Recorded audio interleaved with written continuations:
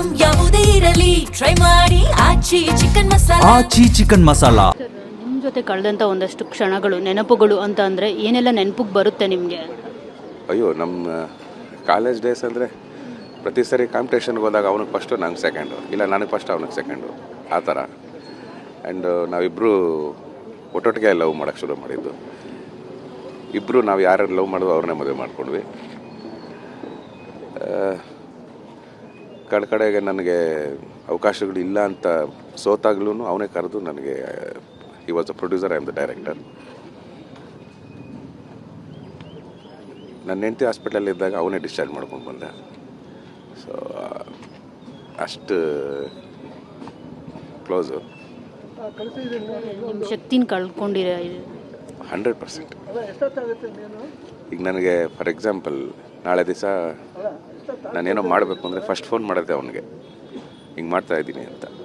So ನನಗಿಂತ ಹೆಚ್ಚಿಗೆ ಅವರು ವೈಫ್ ಇದ್ದಾರಲ್ಲ, ಅವ್ರು ಎರಡು ದೇಹ ಒಂದೇ ಜೀವ ಅಂತಾರಲ್ಲ, ಆ ಥರ. ಅವ್ರ ಪಾಪ ಅದು ಹೆಂಗಿರ್ತಾರೋ ಗೊತ್ತಿಲ್ಲ. ಅವರು ಚಿಕ್ಕನ್ನಲ್ಲೇ ಅವ್ರ ತಂದೆನ ಕಳೆದುಕೊಂಡಿದ್ರಂತೆ. ಸೊ ಯಾವ ಥರ ಅವ್ರ ಮೇಲಕ್ಕೆ ಬಂದರು ಅನ್ನೋದಾದ್ರೆ ಹೇಳೋದಾದರೆ ಯಾಕಂದರೆ ನಾವೆಲ್ಲೂ ಅವರು ಹೇಗೆ ಬಂದರು ಅವರ ಹಾದಿ ಬಗ್ಗೆ ಇನ್ನೂ ನೋಡಿಲ್ಲ ನಾವು.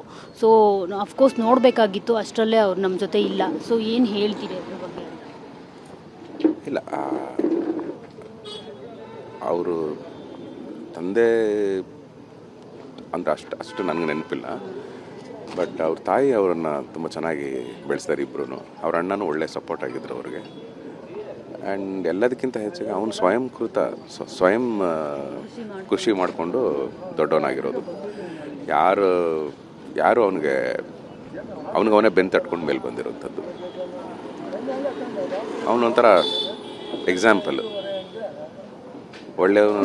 ಒಳ್ಳೆತನಕ್ಕೆ ಎಕ್ಸಾಂಪಲ್ಲು, ಮನುಷ್ಯತ್ವಕ್ಕೆ ಎಕ್ಸಾಂಪಲ್ಲು, ಸಾಧಕನಿಗೆ ಎಕ್ಸಾಂಪಲ್ಲು, ಒಂದು ಒಳ್ಳೆ ಗೆಳೆಯನಿಗೆ ಎಕ್ಸಾಂಪಲ್. ತುಂಬ ಕೆಲಸ ಮಾಡ್ತಾಯಿದ್ರು ಅವರು. ಸೊ ನಿರ್ಮಾಪಕರಾಗಿದ್ದರು, ನಿರ್ದೇಶಕರಾಗಿದ್ದರು. ಇದೆಲ್ಲ ಒಂದು ಕಡೆ ಸ್ಟ್ರೆಸ್ ಆಯಿತಾ? ಅದರ್ವೈಸ್ ಇದೆಲ್ಲವನ್ನು ಬಿಟ್ಟು ವಿಧಿ ಕರೆದಾಗ ನಾವು ಹೋಗಲೇಬೇಕಾ? ಎಷ್ಟೇ ಫಿಟ್ ಆ್ಯಂಡ್ ಫೈನ್ ಆಗಿದ್ರು, ಏನೇ ಆಗಿದ್ರು, ಈಗ ಪುನೀತ್ ರಾಜ್ಕುಮಾರ್ ಸರ್ ಅವ್ರಿಗೆ ಯಾವುದೇ ತೊಂದರೆ ಇರಲಿಲ್ಲ, ಅನಾರೋಗ್ಯ ಇರಲಿಲ್ಲ, ಆದರೆ ದೇವ್ರು ಕರೆದ ಮೇಲೆ ಹೋಗಲೇಬೇಕಿತ್ತು. ಸೊ ಹೋದರು. ಈಗ ಇವ್ರದ್ದು ಅದೇ ಥರ ಆಗಿದೆಯಾ ಅಂತ? ಹೌದು.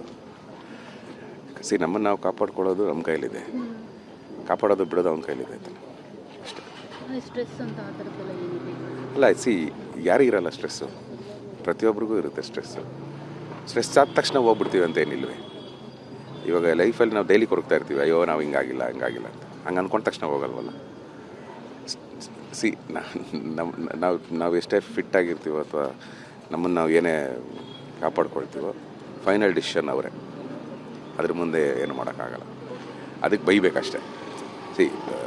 ಒಂದು ಏಜ್ ಆದಮೇಲೆ ಒಂದು ಏಲ್ಮೆಂಟ್ ಆಯಿತು ಅಥವಾ ಇನ್ನೇನೋ ಆಯಿತು, ದಟ್ ಈಸ್ ಫೈನ್. ಬಟ್ ಅಂದರೆ ಇನ್ನೂ ಏನೇನೋ ಮಾಡೋಷ್ಟಿತ್ತು. ಸೊ ನೋಡಿದ್ರಲ್ಲ, ಇದಿಷ್ಟು ನವೀನ್ ಕೃಷ್ಣ ಅವರ ಮಾತಾಗಿತ್ತು. ಇಬ್ಬರು ಒಂದೇ ಕಾಲೇಜ್ನಲ್ಲಿ ಓದಿ, ಇಬ್ಬರು ಇವತ್ತಿಗೂ ಕೂಡ ಚಿತ್ರರಂಗದಲ್ಲಿ ಒಟ್ಟಿಗೆ ಕೆಲಸ ಮಾಡ್ತಿದ್ದೀವಿ. ಸೊ ನನ್ನ ಶಕ್ತಿಯನ್ನೇ ಕಳೆದುಕೊಂಡಿದ್ದೀನಿ ಅನ್ನೋ ಒಂದು ನೋವನ್ನು ಅವರು ವ್ಯಕ್ತಪಡಿಸಿದಂಥದ್ದು. ಕ್ಯಾಮ್ರಾ ಪರ್ಸನ್ ರವಿಕುಮಾರ್ ಜೊತೆ ಮಂಗಳ ರವಿಗೋಪಾಲ್, ಟಿವಿ9 ಬೆಂಗಳೂರು.